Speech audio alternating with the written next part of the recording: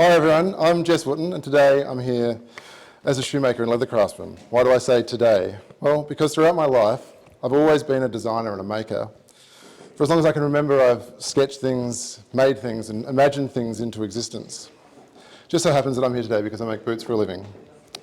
I once was a car designer, designing cars for international motor shows and developing materials that would frankly never see the inside of a production car.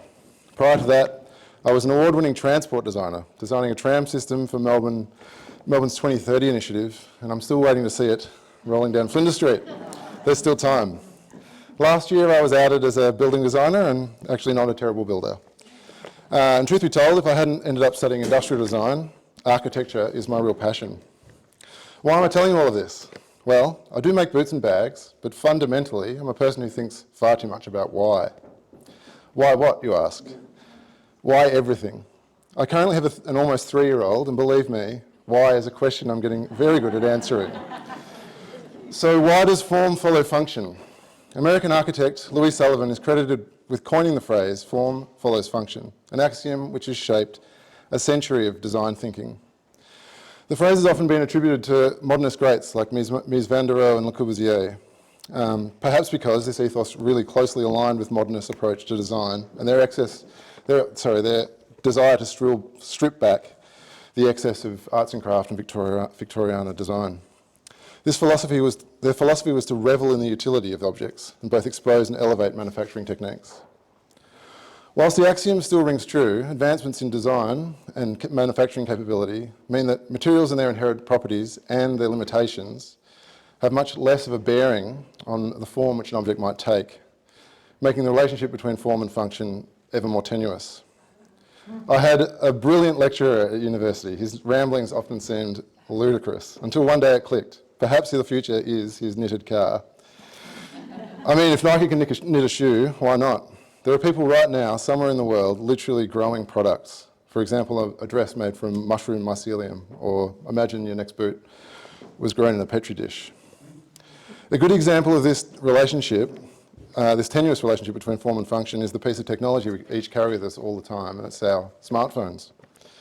They've become ubiquitous in our lives, in our modern lives, and yet does the form that they take actually indicate anything about their function?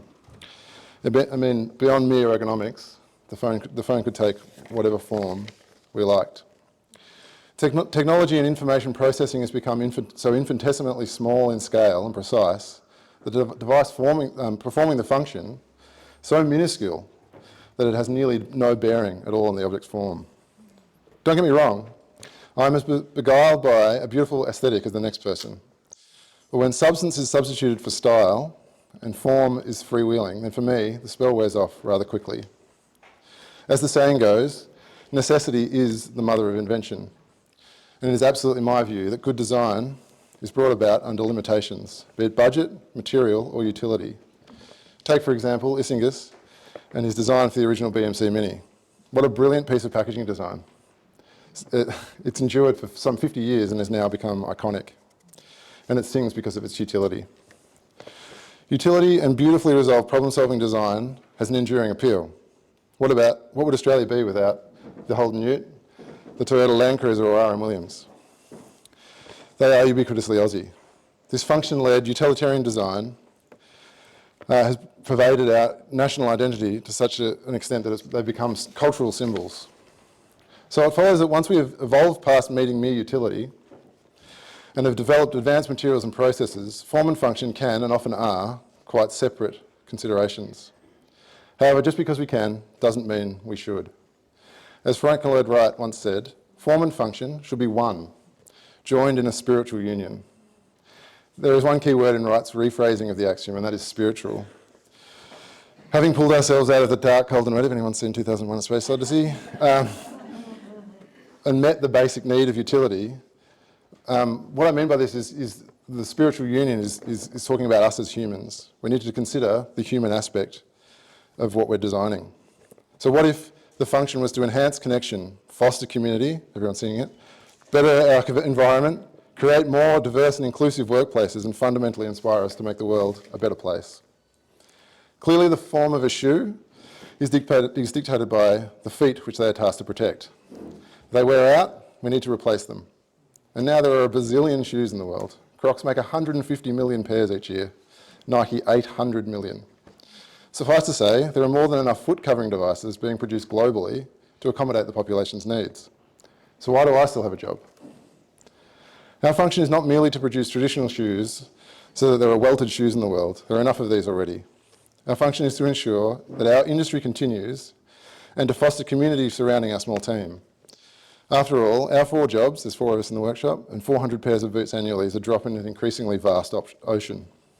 But by supporting local farmers, tanneries, raw material suppliers, the ripple effects of our existence have much broader impacts outside our 4 walls. Beyond our 4 jobs, there are tens, if not hundreds, of others supported in our faltering industry.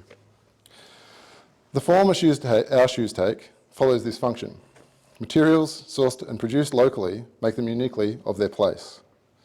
The very construction we use, designed to be durable, repairable, and enduring. Our small team, expert in their craft, sharing the process transparently with our customers to foster connection both with our community and what we consume. When we talk about the spiritual union between form and function, we are now bound to consider more broadly the legacy of our creations and the function which they play in enhancing and enriching our lives. Considering all of this, perhaps a more apt word than function is purpose.